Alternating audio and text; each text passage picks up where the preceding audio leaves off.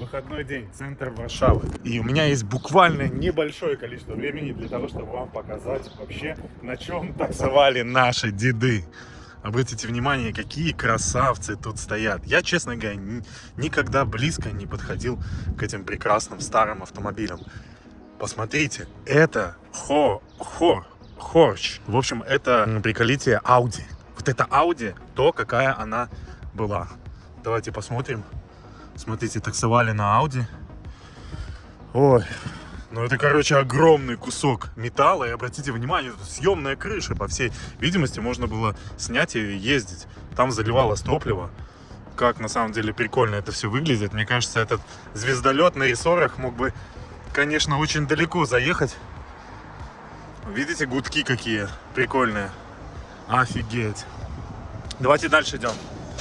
Мерседес. Блин, ребята, от них прямо пахнет стариной, просто, знаете, кожей такой, ну я не знаю, как от старого москвича. Реально, очень круто. Я даже не знаю, какой это Мерседес, я тут ставлю, конечно. О, смотрите, тут даже открыто окно. Обратите внимание, даже нету подушки безопасности, удивительно. Это же Мерседес вроде должен быть. Сюда, наверное, багаж ставился, тоже какая-то съемная крыша. И обратите внимание, люди могли и так сидеть. Ковер какой-то. И смотрите, какое старое стекло Security. Офигеть. Слушайте, в дереве. Вот раньше делали, да? Удивительно. И заводится, смотрите, кривой стартер, по всей видимости. Можно ставить. И что-то там потекло, короче, с него. Интересно, что-то с подвеской. Ой, офигеть. Идем дальше. Вот эту модель я не знаю, кривой стартер я точно вижу, но это прям старая модель, потому что, обратите внимание, тут колеса деревянные. Офигеть. Двигатель, смотрите, каким образом открывается. Ручка такая, офигеть. Я просто не верю своим глазам, что я вообще к этому могу прикоснуться. Да, обратите внимание, тут даже опускается именно таким образом стекло, черный салон. Такие интересные, конечно. Без подголовников. Ну, понятно, они там запасное колесо. Они там не разгонялись особо даже. Вау, а это вообще, обратите внимание, какой-то гусь. Короче, гусь какой-то летающий. Тоже кривой стартер есть. Можно посмотреть, как выглядит подвеска. Смотрите, тормозные трубки тогда уже были придуманы. Барабанные тормоза. Подвеска на рессорах. Передняя, это очень похоже, кстати, на рулевой редуктор, но непонятно на самом деле, является ли это рулевым редуктором. Тут уже колесо. Смотрите, Goodrich Silverstone Ford. По всей видимости, это очень похоже на Ford. Тут вообще даже ни одного циферблата. Но это, видите, тоже были крепления для телефонов, уже придуманы, наверное, в те времена для мобильных телефонов. Офигеть. Ну это, видите, везде, короче, крыша такая съемная. Удивительно. Воздушное охлаждение. Дальнего света, наверное, тоже не было. Смотрите, еще одно колесо. Ну, в общем, вот так вот оно выглядит. Офигеть. Но эту машину не будем смотреть. Наверное, охранник, короче, сидит. Вау! Остин. Ну, Остин, это, ребята, Британия. Посмотрите, британский автопром. Как он выглядит. Смотрите, тут уже есть какие-то циферблаты, показывающие температуру воды. Очень похоже на автомобиль такси. Смотрите, пепельница. Там было складные сиденья, диван огромный. Офигеть. И тут багаж, по всей видимости, тоже было. Стекла тогда они еще не научились делать. Видите, оно полностью прямое. Не научились еще изогнутые стекла тогда делать. Иногда их из двух делали, короче. Можно было, обратите внимание, открывать для охлаждения. Вот эти штуки непонятно зачем. Заливать что-то или еще что-то. Ну, выглядит вообще просто песня. Вау! Вот это да! Ребят, наверное, вот этой машины, ну, я не знаю, уже, наверное, короче, не существует, может, даже этой фирмы. Вы только гляньте. Я не знаю, какой тут двигатель стоит, потому что, обратите внимание, это огромная морда. Смотрите. 1, 2, 3, 4, 5, 6, 7, 8, 9. Вот столько шагов. Это реальный кабриолет, я не знаю, лимузин. Смотрите, какой старый чемодан, King какой-то. Бампера так выглядели. Складывался, короче, это кабриолет. Смотрите, какие сзади сиденья роскошные. И посмотрите, что внутри. Офигеть. Термометр, барометр. Я вообще не понимаю, что это такое. Если вы знаете, расскажите. Ну, тут видите, даже двери вот так вот открывается. Калитка эта. Офигеть. Даже резину такую сейчас, наверное, не найдешь. 1832.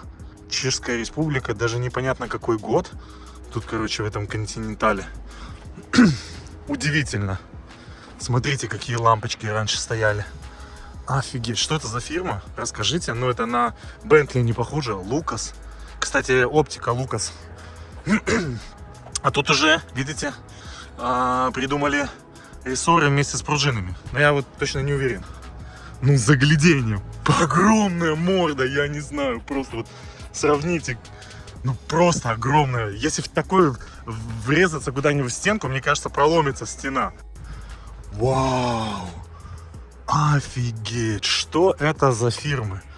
Кола поездов забытковых автомобилей варшавских. Слушайте, я, честно говоря, не знаю, что это за фирмы. Напишите. О, Packard. Смотрите, модель с 8-цилиндровым двигателем и 90 коней могла развивать скорость 145 км в час.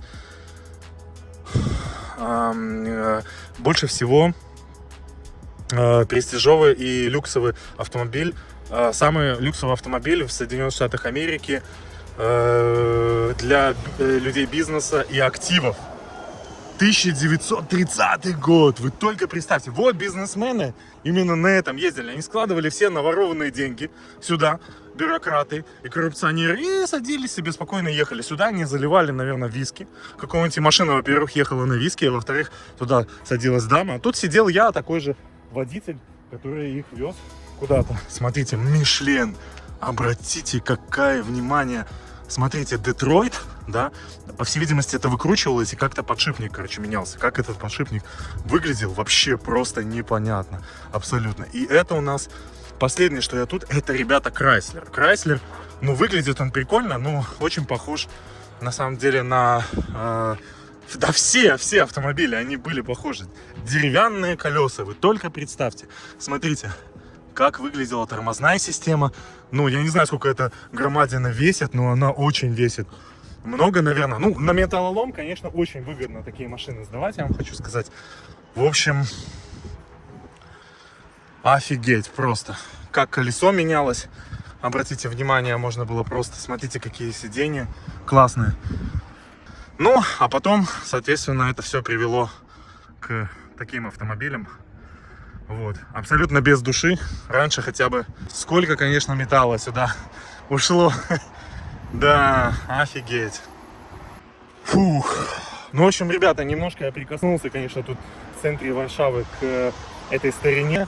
Мне кажется, это самое лучшее время, пока детишки не набежали. У нас тут проходят выставки, и это, наверное, то, что поставлено сюда к отелю европейскому. А если зайти туда, то там будет уже как бы современные люксовые автомобили, которые вы все видели, от Lamborghini до Porsche. Поэтому самое интересное это тут, конечно. Поэтому, ребята, если вам понравилось это видео, оценивайте, ставьте лайки, подписывайтесь. Было очень рад, что вы уделили свое время. Ну, я просто как ребенок прям получил удовольствие, особенно вот от этих люксовых автомобилей.